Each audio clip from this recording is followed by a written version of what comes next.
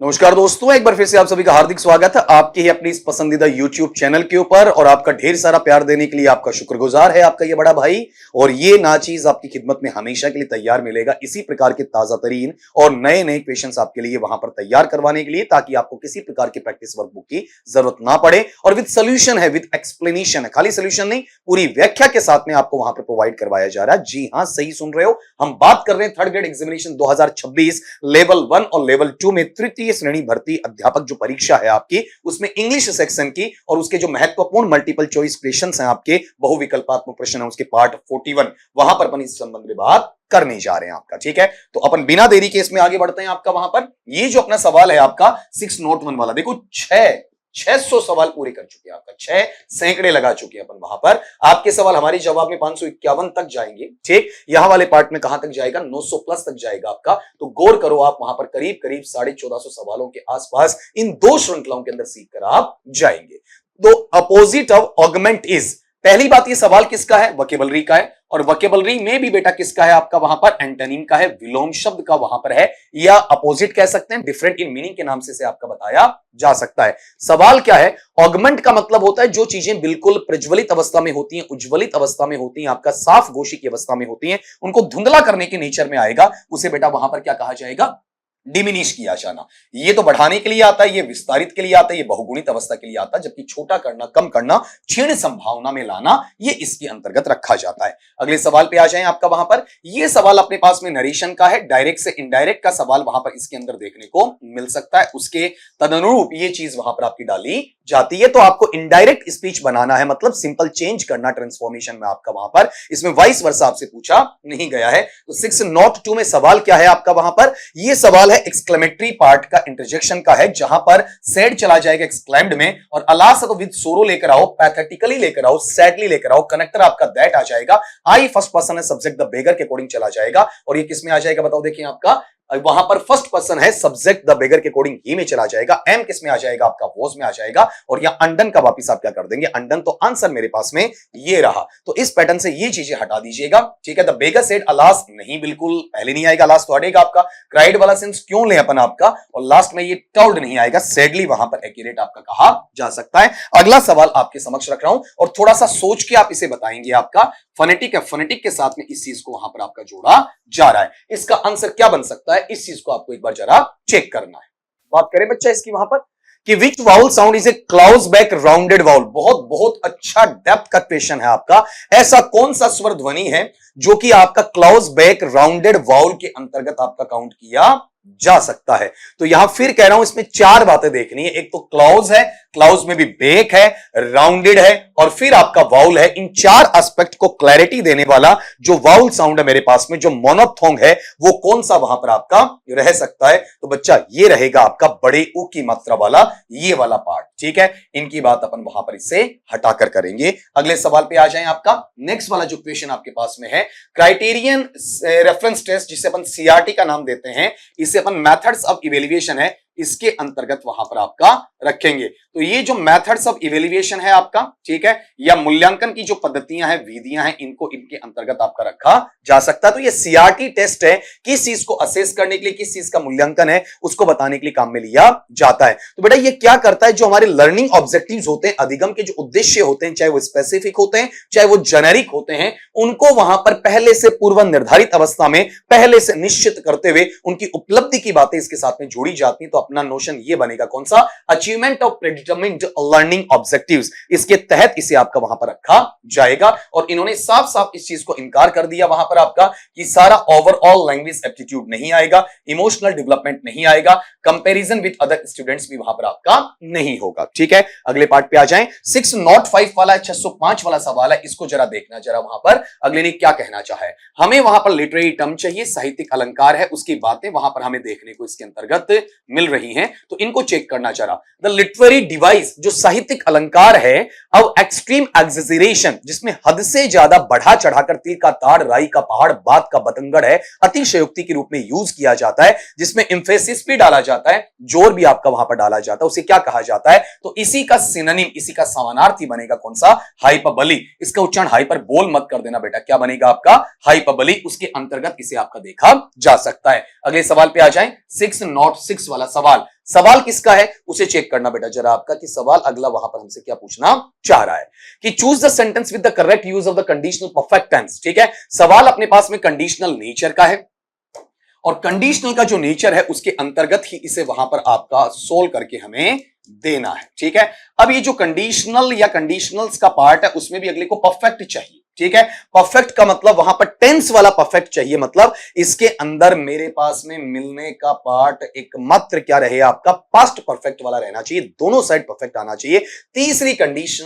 तीसरा कंडीशन का मतलब इम्पॉसिबल है, अनएक्सपेक्टेड वहां पर कहा जा सकता है। इधर हैड प्लस वर्ब का थर्ड फॉर्म पास्ट परफेक्ट है, उधर would plus have plus verb का थर्ड फॉर्म फ्यूचर परफेक्ट है। ठीक है, अब देखो कि यहां पर अपने पास कंडीशनल में इफ क्लोज के अंदर ये चीजें देखने को नहीं मिलेंगी। यहां वाले पार्ट में आओगे तो ये परफेक्ट नेचर नहीं मिलेगा, यहां इधर प्रेजेंट परफेक्ट है लेकिन इधर देख लो ये परफेक्ट नेचर आपको देखने को नहीं मिलेगा। ठीक है, अगली बात पे आ जाए जरा, 6 और 7 के लिए वहां पर ये जो टर्म अपने पास में आता है ये फिर से वोकैबुलरी पार्ट का होगा बेटा, और यहां पर अपन इसे पढ़ेंगे किसके रूप में, आपका सिनोनिम के रूप में वहां पर पढ़ेंगे। द वर्ड स्करलेस मीन्स, क्या कहा, द वर्ड स्करलेस मीन्स, ये जो शब्द है ना इसका मीनिंग वहां पर आपका क्या निकलता है, ये होता है जब किसी के लिए आप बधाई दे रहे होते हैं, किसी की बड़ाई कर रहे होते हैं, प्रशंसा वहां पर कर रहे होते हैं आपका, या किसी की तारीफों के पुल बांध रहे होते हैं आपका, या फिर ये कह सकते हैं कि किसी को कहीं ना कहीं आप कॉम्प्लीमेंट देने की बात वहां पर करते हैं। ठीक है, उसके नेचर से जुड़ा हुआ पार्ट होता है, इसका विरोधी भाग होता है। ठीक है, इसका विपरीत भाग हमें वहां पर आपका देखने को मिलता है। ठीक, लेकिन जब आप यह क्या करते हैं, किसी का मजाक में गाली देकर मखौल उड़ाते हैं आपका, वो पार्ट इसका रेस में आता है। मैंने जो पहले बोला इसका एंटोनिम बोला, ये वाला पार्ट क्या, इसका एंटोनिम नेचर है आपका। ठीक है, और इसका जो समानार्थी है वो क्या रहेगा, ह्यूमरसली अब्यूजिव है, हास्यास्पद तरीके से गाली देते हुए, अभद्र भाषा में बात करते हुए किसी का मजाक उड़ाना, ये ह्यूमरसली अब्यूजिव नेचर में काउंट किया जाता है। अब अम्यूजिंग है ये इसका उल्टा है। ठीक है, कॉम्प्लीमेंट्री इसका उल्टा है, मोरली गुड क्या है इसका वहां पर उल्टा रहेगा। अपोजिट भी 3 सिखा दिए और आपका सिनोनिम भी सिखा दिया। अपने पास में ये जो पार्ट है बेटा, ये पार्ट वहां पर है आपका क्लॉज एनालिसिस का है। ठीक है, इसके अंतर्गत ये चीजें आपको वहां बताई जा रही। तो आइडेंटिफाई द क्लॉज, आपको क्लॉज को पहचानना है। The fact that he stole the money is known to all, वह तथ्य, कौन सा तथ्य आपका वहां पर, ये कि उसने पैसा चुराया, ये सब के लिए जानने वाला है। तो बेटा यहां से अगले ने पूछा है। ठीक है, तो ये हमें जवाब किसका दे रहा है, आपका वोट का जवाब दे रहा है। वोट का जवाब देने का मतलब ऑब्जेक्ट हो गया, ऑब्जेक्ट नाउन, ये अपना नाउन बनता है आपका वहां पर। तो क्लॉज मेरे पास में क्या हो जाएगा, नाउन क्लॉज हो जाएगा। एडजेक्टिवल पार्ट नहीं है, मॉडिफाई नहीं कर रहा, एडवर्ब भी नहीं है, रिलेटिव क्लॉज भी वहां पर इसे कहा नहीं जाएगा। ठीक है, रिलेटिव की गलती मत कर देना 6 नोट 8 के अंदर, और सारा आपका वहां पर सही हो जाएगा। 609 में आ जाएं, the verb to deem means, ये जो शब्द है ना डीम, ठीक है, टू डीम फुल इंफिनिटी में आपका, टू इंफिनिटी में इसका मतलब क्या निकलता है। तो ये वोकैबुलरी में मैं एक चीज यही कहूंगा ना, सिनोनिम के नजदीक है, समानार्थी शब्द के नजदीक इसे आपका वहां पर देखा जाता है। तो टू डीम का मतलब क्या है, टू डीम का वहां पर क्रिया शब्द का अर्थ वहां पर क्या देखने को मिलता है। तो जब आप किसी चीज पे क्या करते हैं, ध्यान देते हैं, किसी चीज पर विचार करते हैं, आपने सुना होगा कुछ यूनिवर्सिटीज टू बी डीम्ड हैं, मतलब उन्हें यूनिवर्सिटीज बनाने के बारे में क्या किया जाए, विचार किया जाए, उनके बारे में वहां पर यह सोचा जाए कि इन्हें कॉलेज की बजाय यूनिवर्सिटी का दर्जा दे दिया जाए। उनके ब्रैकेट में लिखा जाता है टू बी डीम्ड, मतलब जिन्हें कंसिडर किया जाता है, जिन पर निर्णय देने की देरी है, अभी निर्णय दिया जा सकता है। ठीक है, मतलब संभावित अवस्थाएं इसके अंदर काउंट करवा के रखी जा सकती है। अगली बात, a teacher starts teaching A structure, एक अध्यापक क्या करता बेटा, आपका अध्यापन या शिक्षण को शुरू करता है एक संरचना के साथ में, और उसके बाद में वो क्या करता है, उसका अर्थ बताता है, फिर उसके फंक्शन या कार्य पर चला जाता है।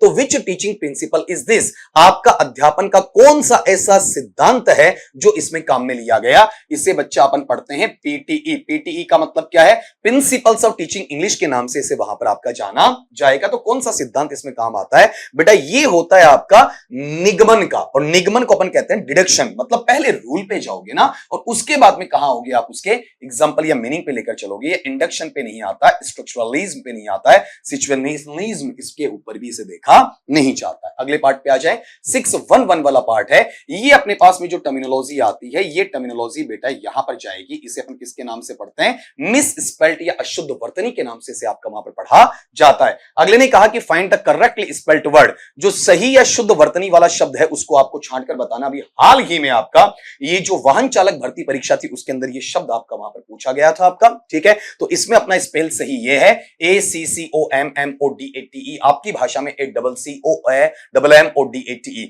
यहां पर गलती कहां होती है देखो आपका, यहां C 2 बार होना चाहिए, यहां पर अपने पास में T 1 बार होना चाहिए, यहां आपका C 2 बार होना चाहिए। तो इसमें जो याद रखने वाली बातें हैं, C डबल आएगा, M डबल आएगा, ठीक है, O दोनों सिंगल आएगा, यहां पर T भी सिंगल होगा आपका, ये आपको पता होना चाहिए, ठीक है। इसका मतलब होता है जो आवास की व्यवस्था बनती है। क्वेश्चन नंबर 612, ये जो 612 वाला सवाल है आपका, ये बेटा वहां पर है ईडीएम का, और ये बच्चा आपके लिए ग्रेड 2 आरपीएससी में आया हुआ सवाल है आपका, ताजा ही पिछले साल आया हुआ सवाल आपका। The phrase to beat around the bush, ये जो फ्रेज है आपका कि झाड़ी के इर्द गिर्द वहां पर लाठी का पीटना, वहां पर आपका शोरगुल करना, वहां पर किसी ना किसी रूप में आपका प्रयास करना, इसके मायने वहां पर क्या हो सकते हैं, इसका अर्थ वहां पर क्या निकलता है। तो जब आप झाड़ी है, झाड़ी से वहां पर बेर झड़ना चाहते हैं, सीधा झाड़ी पर अटैक करो ना, आप वहां जाओ, लेकिन आप तो उसके इर्द गिर्द घूम रहे, मतलब टॉपिक पे नहीं आ रहे, टॉपिक के चारों तरफ जा रहे हैं, टॉपिक के दाएं बाएं इतर भीतर जा रहे हैं आपका, लेकिन टॉपिक पे नहीं जा रहे। तो मेन टॉपिक से आप बचने की कोशिश कर रहे हैं, इसे अपन क्या कहेंगे,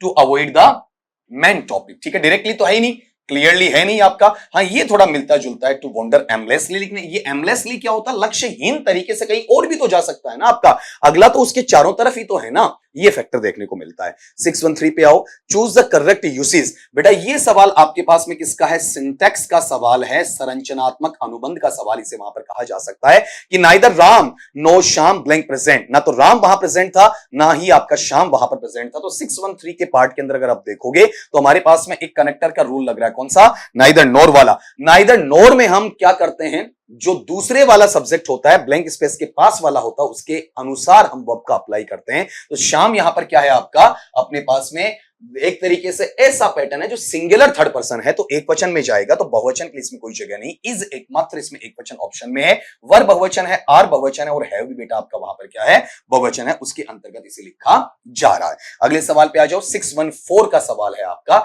यहां अगर आप देखते हैं तो ये अपने पास में फिर से किसका है, पीटीई का है, प्रिंसिपल्स ऑफ टीचिंग इंग्लिश का सवाल आपको देखने को मिल रहा है। द मेन प्रिंसिपल, जो मुख्य सिद्धांत of the task based language teaching, TBLT, ये टर्म भी आपको बेटा अच्छे तरीके से याद रख लेना है। TBLT, एक बार फिर कह रहा हूं, TBLT आपको वहां पता होना चाहिए किसके सेंस में आपका काम में लिया जा रहा है, वो सुनना।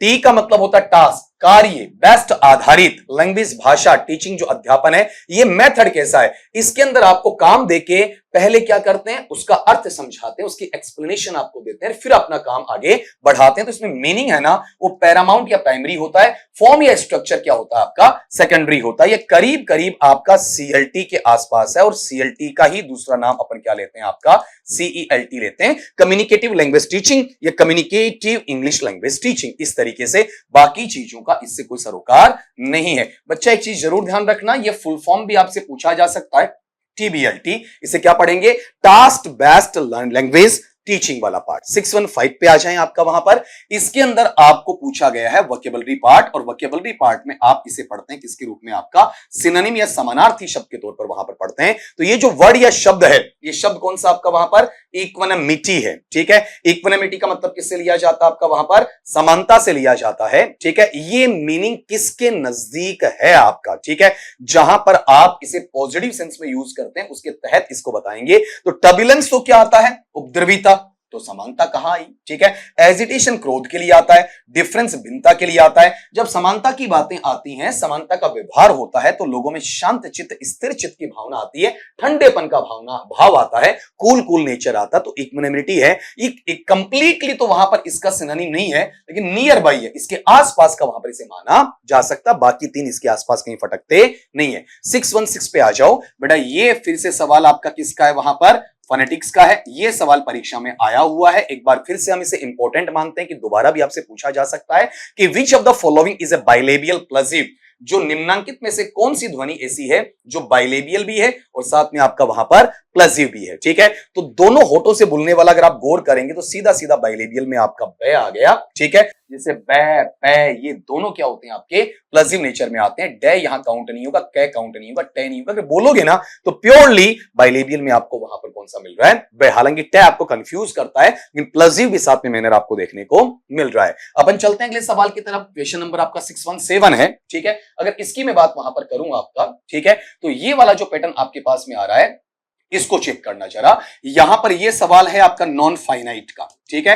नॉन फाइनाइट के सवाल को यहां पर आप चेक करेंगे कि identify the sentence with a split infinitive. आपको उस वाक्य को पहचानना जहां पर इंफिनिटिव को आपने क्या कर दिया, स्प्लिट कर दिया, तोड़ दिया। मतलब फुल इंफिनिटिव जो टू इंफिनिटिव है, टू प्लस वर्ब का फर्स्ट फॉर्म, उसके बीच में कोई शब्द आपका वहां पर लगना चाहिए। तो आप चेक करें कि इसके अंदर ऐसा कौन सा पार्ट है जहां पर इंफिनिटिव को अपन क्या कर रहे हैं, स्प्लिट करा हुआ पा रहे हैं, ठीक है। शुरुआत में आपको पता चलेगा टू प्लस वर्ब का फर्स्ट फॉर्म है, इन आपका स्प्लिट किससे हो रहा है, इमीडिएटली से हो रहा है, ठीक। लेकिन आगे वाले में जो गलती है उसको छांट कर देखो। ये फुल इंफिनिटिव है लेकिन इसमें स्प्लिट कहीं नहीं है आपका। यहां देखो फुल इंफिनिटिव है, कहीं स्प्लिट नहीं है। यहां फुल इंफिनिटिव है, कहीं स्प्लिट नहीं है। मतलब टू प्लस वर्ब के first form, to plus verb के first form, to plus verb के फर्स्ट फॉर्म के बीच में कुछ भी नहीं है बच्चा। अगले पार्ट पे आ जाओ। 618 वाला नेचर है, इसको परखना जरा। यहां पर हमें ये जो नेचर दिया जा रहा है ये एक्चुअल में क्या है आपका, जो पीटीई आते हैं, प्रिंसिपल्स ऑफ टीचिंग इंग्लिश, उसके बाद में टीचिंग ऑफ ग्रामर है, टीचिंग ऑफ आपका कंपोजिशन है, टीचिंग ऑफ पोइट्री है, टीचिंग ऑफ पोइट्री के अलावा टीचिंग ऑफ प्रोज है, उन सबको शामिल यहां किया जाता है। तो टोटली ये टीचिंग मेथड के नजदीक रखा जाएगा। अगले ने सवाल क्या किया है, सवाल थोड़ा लेंथी जरूर लग रहा है लेकिन मैं इसे आसान मानूंगा, हार्ड सवाल वहां पर नहीं मानूंगा। इजीली वहां पर इसका याद रखने का तरीका भी मैंने इसका शॉर्ट की है वो डाल दिया जहां पर आप गलतियां नहीं करेंगे। The purpose of conducting A lesson, जब आप किसी भी अध्याय को पढ़ाने का संचालन करने का काम करते हैं उसका उद्देश्य है, वो सामान्यतया दर्शाया जाता है किसमें, बिहेवियरल ऑब्जेक्टिव्स में, बीएफ स्किनर वाला आपका, जहां पर व्यवहारात्मक जो उद्देश्य है उसके तहत आप बताते हैं। तो ये ऑब्जेक्टिव कैसे होने चाहिए, जनरल तो होने ही होने चाहिए लेकिन जनरल के साथ में बेटा विशिष्ट स्पेसिफिक भी होने चाहिए, मेजरेबल जिनका मापन किया जा सके, जिनका असेसमेंट आकलन किया जा सके, जिनका इवैल्यूएशन वहां पर किया जा सके, जो चीजें अचीवेबल होती हैं, जो प्राप्ति के लायक होती हैं, रेलेवेंट होती हैं, सुसंगतियां आपका वहां पर साथ वाली होती हैं, और प्लस में बच्चा कैसी हैं आपकी टाइम बाउंड, ठीक है। तो इस पैटर्न को अपन किसका नाम देते हैं, स्मार्ट का नाम वहां पर दिया करते हैं। देखो स्मार्ट से आप याद रख लोगे, मैंने पहले बताया S for specific, M for measurable, A for achievable, R for relevant और टी फॉर टाइम बाउंड। उसके साथ में इन चीजों को रखा जाता है। तो बाकी चीजों पर आपको जाने की आवश्यकता है ही नहीं, ठीक है। मेन फैक्टर पे जाओ ना, बाकी दिमाग आप क्यों लगाएंगे। अगले पार्ट पे आ जाए। 619 बड़ा ही आसान सवाल है, वॉइस का सवाल आपको वहां पर देखने को मिल रहा है। वॉइस वाले में आपको उल्टा पूछा गया है, वाइस वर्सा में पैसिव से एक्टिव पूछा गया है। तो बेटा इज के साथ में बीइंग है प्लस वर्ब का थर्ड फॉर्म, मतलब प्रेजेंट कंटीन्यूअस है, तो इजमार के साथ वर्ब का फर्स्ट फॉर्म प्लस आईएनजी ले आओ और बीइंग को वहां से हटा दो, ठीक। जो चीज कट सकती है, टेंस कैसे चेंज हुआ, नहीं आएगा। आईएनजी कहां है, नहीं आएगा। आईएनजी कहां है, नहीं आएगा। तो आंसर यहां पर क्या बन गया बताओ आपका, he is writing a novel, वह एक उपन्यास वहां पर लिख रहा है। अगले पार्ट पे लाओ। The antonym for benevolent is, जो विलोम शब्द है किसका, आपका बेनेवोलेंट का, ठीक है, वो वहां पर क्या है, तो ये वोकैबुलरी है आपका, डिफरेंट इन मीनिंग है। अपोजिट का जो सवाल है आपका वोकैबुलरी के सेक्शन में वो आपसे वहां पूछा हुआ है। तो पहली बात तो ये बताओ बेटा बेनेवोलेंट है, बेनेवोलेंट कहते किसे हैं, सबसे बड़ी चीज आपका वहां बेनेवोलेंट वो होता है जो आपका उदार होता है, दयालु होता है, मददगार होता है, उसे बेनेवोलेंट कहते हैं। और जो आपका बुरा चाहता है, अपकारी होता है, अहित चाहता है, आपके बारे में गलत सोच रखता है, उसे अपन मेलवोलेंट कहते हैं। देखो यहां से इसे निकालोगे, बेने और मेल और वोलेंट दोनों में क्या रहेगा आपका, सेम रहेगा। ये जेनरस, काइंड और हेल्पफुल, ये बच्चा सारे के सारे वहां पर इसके क्या बनते हैं बेटा जी, आपके सिनोनिम बनते हैं। ये बाकी 3 सिनोनिम है और एक इसका वहां पर क्या बनेगा, एंटोनिम बनेगा। तो हमारी संख्या जा पहुंची आपका 620 तक। और वहां पर इस टॉपिक को अपन जैसे, मतलब टॉपिक के महीने क्या है आपका, एक नहीं सारे मिक्स हैं आपका। ये जो पार्ट है इसे मैं पूरा टॉपिक मान के चल रहा हूं, इसके अंतर्गत जितने आ रहे हैं, जो बच्चों ने कहा ना कि सर सारे टॉपिक लो, बेटा सब आ रहे हैं ना आपका, ठीक है। तभी कहते हैं कि सब्र का फल मीठा होता है, हथेली में सरसों नहीं उगती है। Patience is the key to success, जो धैर्य है वो सफलता की कुंजी होती है। तो जल्दबाजी कभी नहीं करते, जल्दबाजी करने का मतलब खुद का नुकसान करना होता है, वो आपको नहीं करना चाहिए। तो मिलता हूं वहां पर आपका नई क्लास में नए सवालों के साथ में, पार्ट नंबर 42 में हमारी मुलाकात होगी आप दोस्तों से। तब तक के लिए सभी दोस्तों को मेरी तरफ से शुभ रात्रि।